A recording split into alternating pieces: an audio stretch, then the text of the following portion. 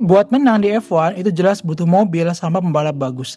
Tapi mau sebagus apapun mobil sama pembalapnya, kalau tim dibaliknya ndablek, ya seringkali jadi sia-sia. Ya kayak nggak tahu itu ada tim merah geblek di F1.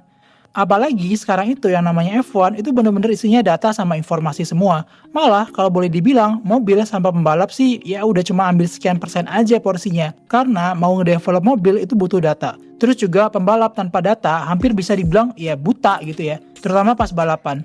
Gak mungkin ada pembalap F1 yang bisa balapan tanpa dikasih data sama timnya kalau di zaman sekarang. Udah gak bisa itu main gas-gas aja. Mobil F1 itu kalau zaman sekarang gak pernah jalan tanpa ngambil data.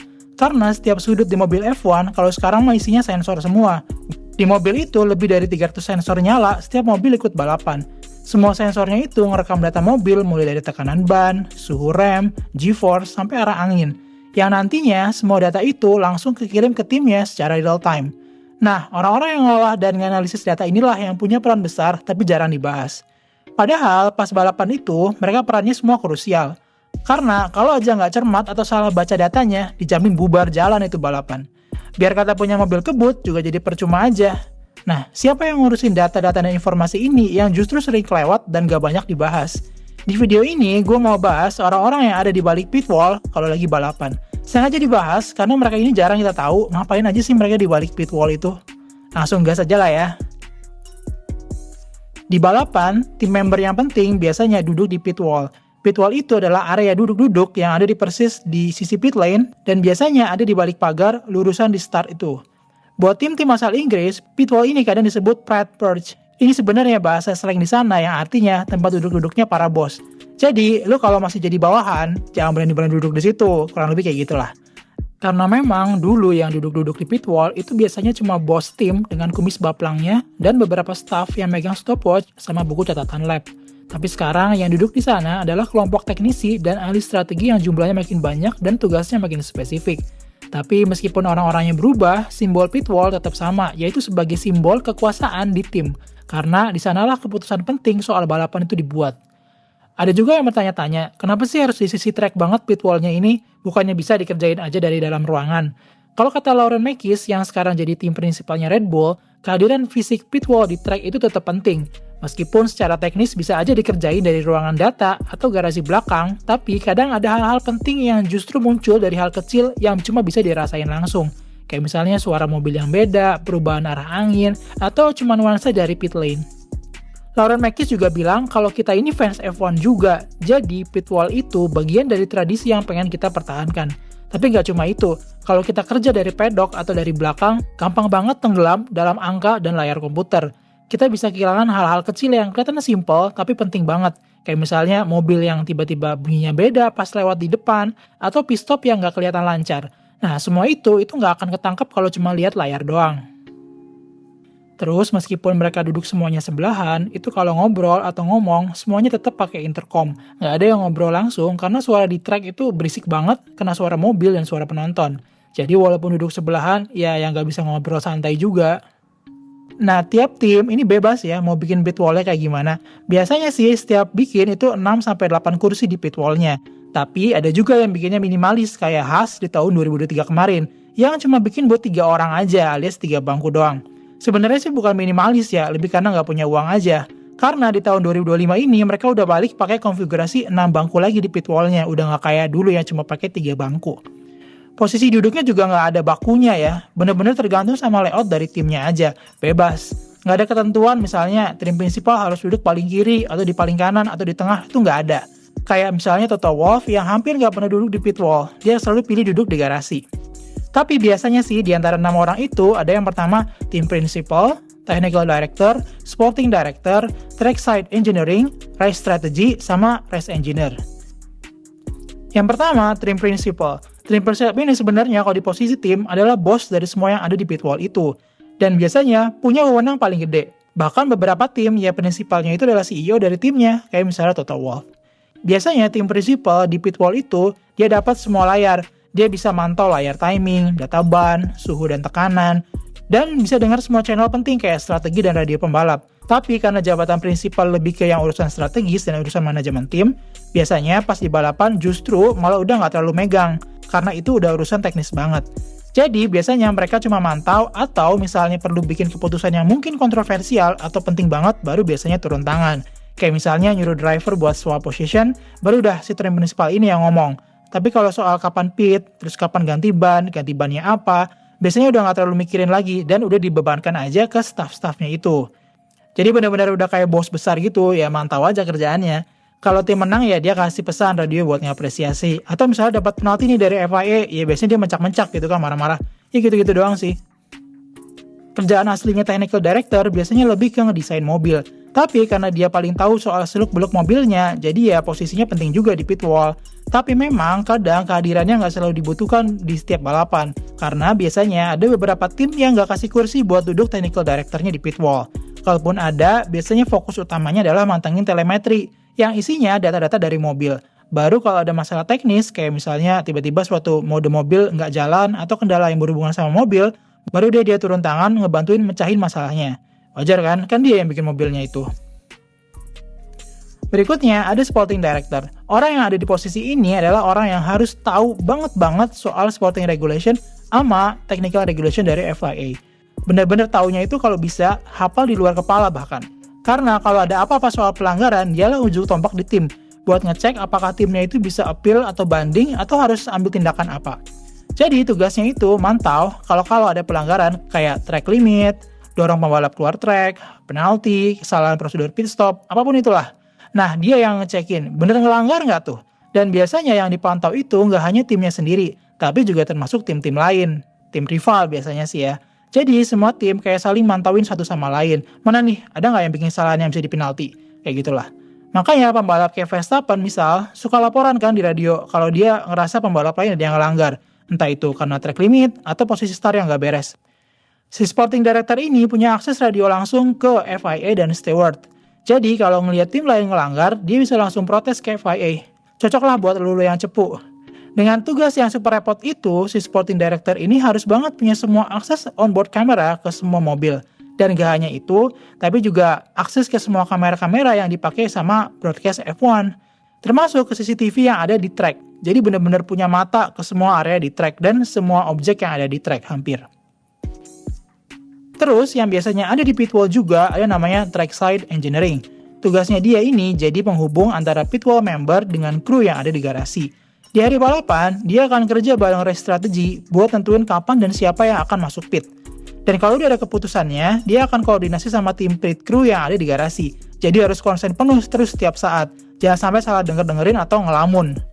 Biasanya dia mantengin monitor yang ada modul-modul sama tools buat strategi dan data dari kedua mobil. Dari sini dia akan mempelajari balance dan kondisi setiap mobil. Jadi dia nggak bolak-balik nanya ke engineer-nya soal kondisi mobil pembalap 1 dan 2-nya. Kalau kata Jonathan Edel, salah satu trackside engineer di AlphaTauri, dia nggak pengen kebanyakan nanya kalau udah di balapan. Karena semuanya itu orang udah pada serius banget dengan datanya masing-masing, dan udah gitu di kondisi balapan biasanya semuanya under pressure, bahkan under pressure banget, jadi dia nggak pengen banyak omong. Terus apa sih yang dilihat di monitornya dia? Ya banyak banget, mulai dari kondisi mobil, rencana strategi yang udah dirapatin sebelumnya, kondisi terbaru dari mobil, dan kondisi track. Terus juga sama hasil dari stimulasi strateginya langsung. Ya intinya super ribet lah. Udah lagi ruwet sama data yang banyak itu, di saat kondisi genting dan super tipis waktunya buat ngambil keputusan, dia harus bisa segera mutusin buat masuk pit atau enggak. Ini jelas bukan pekerjaan yang cocok sih kalau buat lu yang gampang panikan kalau dengar suara notif WA dari bos. Bisa bubar timnya. Di hari balapan, bisa dibilang secara teknis, dialah yang memimpin tim. Soalnya dari strategi ini, tim bangun strategi balapan utamanya. Istilahnya mah kalau di bola atau di basket, dia yang nyiapin game plan di awal pertandingan. Jadi dia yang ngeracik strateginya mau kayak gimana nih setiap balapan. Mau pakai ban apa, mau gimana rencana stintnya, terus kira-kiranya kapan mau masuk window pitnya, sama terus memastikan kondisi terakhir di track kayak misalnya kondisi cuaca atau kondisi tim lain. Race strategi jelas nggak kerja sendirian, dia kerja bareng sama tim analis data yang ada di tim. Biasanya tim analis data ini kerjanya di markas pusat. Kenapa? Karena data yang diolah biasanya gede banget, jadi mesti komputasi yang super gede. Dan butuh banyak banget orang yang ngebantuin ngolah datanya. Biasanya di markasnya itu ada 30-40 orang standby buat ngolah datanya itu. Jadi secara logistik nggak masuk akal buat bawa banyak orang dan komputer di setiap balapannya. Ya mending online aja gitu kerjanya, langsung dari pabrik kirim ke track. Dan yang di markas ini nggak cuma ngurusin tim dan 2 mobilnya aja, Tapi juga biasanya ada sekelompok staff yang ngekepoin tim lain. Jadi mantau radio dari tim lain. Ingat, radio di F1 antara driver dengan tim itu bebas didengar siapa aja ya. Bukan channel komunikasi yang rahasia. Jadi semua tim bisa saling dengar. Tapi ingat, yang antara driver dengan tim aja. Tapi kalau antar internal tim ya tetap rahasia. Percakapan radio antara driver dengan tim ini yang biasa kita dengar juga di siaran langsung. Nah, orang-orang yang dengerin semua radio itu biasanya kerjaannya adalah mantau tim lain manuvernya kayak apa. Atau juga mantau tim lain ada nggak yang bikin kesalahan atau gimana. Nah, selain mantau radio, mereka juga mantau data dari tim lain. Kayak misalnya mantau kecepatan tim lain dengan ban kompon tertentu. Misalnya, kondisi trek dari basah ke kering. Di tim lain, ada yang udah nyoba ganti ke ban kering misalnya. Nah, dipantau tuh gimana kecepatannya, yang nantinya jadi bahan buat ambil keputusannya di timnya sendiri. Ya, intinya sih bener-bener gali informasi dari sana-sinilah. Data yang diolah buat bangun strategi untuk setiap race-nya itu nggak kebayang banyaknya. Buat satu mobil aja selama race week itu udah ngasilin kurang lebih 1 terabyte data. Itu baru dari satu mobil. Belum ngitung data simulasi dan lain sebagainya. Jadi butuh banget banyak orang untuk ngolah datanya itu, yang nantinya jadi insight buat kasih masukan ke race strateginya. Yang nantinya si race strategi ini akan bikin game plan kayak gue bilang tadi. Tapi memang pas di hari H, di hari balapan, biasanya keputusan terakhir ada dipegang sama trackside engineering, atau bisa juga sih sama race strateginya. Ya memang bisa beda-beda ya tiap tim tergantung gimana pembagian tugas dari awalnya. Di posisi terakhir biasanya ada 2 bangku untuk 2 orang race engineer. Masing-masing ditunjuk khusus buat satu pembalap. Race engineer inilah yang nantinya jadi penghubung antara driver dengan semua teknisi yang ada di balik layar. Race engineer ini dapat informasi dari performance engineer, aero engineer, tire engineer, dan lain sebagainya. Dan tugas race engineer adalah merangkum semua masukan itu jadi keputusan yang tepat buat pembalap berdasarkan kondisi track, gaya nyetir, dan prioritas tim. Boleh dibilang race engineer ini adalah co-drivernya pembalap, karena tanpa dia hampir dipastikan pembalap itu nggak tahu apa yang harus dilakukan di track. Ya dia tahu harus nyetir, tahu, tapi dia nggak tahu harus kapan masuk pit, terus gap sama mobil depan dan belakang itu berapa detik, ini udah di lap berapa aja, kebanyakan mereka nggak tahu. Jadi bener-bener driver itu taunya ya bawa mobil aja. Race engineer juga harus jadi orang yang selain cermat dan teliti, tapi juga harus jadi orang yang paling sabar. Soalnya biasanya dia jadi sasaran tembak pertama kalau drivernya itu komplain atau malah marah-marah. Padahal situasinya semua orang juga lagi dalam tekanan kan. Nah, si race engineer juga harus bisa ngayam-ngayamin pembalapnya itu. Karena perannya itu, chemistry antara pembalap dengan race engineer itu penting banget. Karena kalau nggak klik atau nggak cocok, biasanya pembalap jadi kayak kurang maksimal. Coba aja dulu lihat bagaimana Gian Piero Lambiasi atau GP race engineer Verstappen yang harus sabar meskipun Verstappen marah-marah di radio. Atau gimana kita ngelihat Hamilton sekarang masih kesulitan kerja bareng Riccardo Adami di Ferrari setelah bertahun-tahun nyaman bareng Peter Bonington alias Bono di Mercedes. Makanya posisi race engineer ini penting banget buat setiap pembalap. Race engineer biasanya juga jadi orang yang ngasih instruksi ke kru pitboard yang ada di sisi start buat ngupdate papan pitboardnya dengan cara ngegeser-geser angka di papannya. Papan pitboard ini adalah papan yang dikeluarin pas mobilnya mau lewat garis start lewat celah di pit wall. Informasi di papan pitboard sebenarnya bisa macam-macam. Paling umum biasanya sih gap antara mobil depan dan belakang. Tapi bisa juga informasi lain kayak misalnya tinggal berapa lap lagi atau sekarang ada di posisi berapa. Ya, meskipun semua informasi tadi itu bisa didapat dan dikasih lewat radio, tapi kadang papan pitboard ini masih tetap dipakai karena bisa jadi backup kalau ada gangguan di jaringan radionya.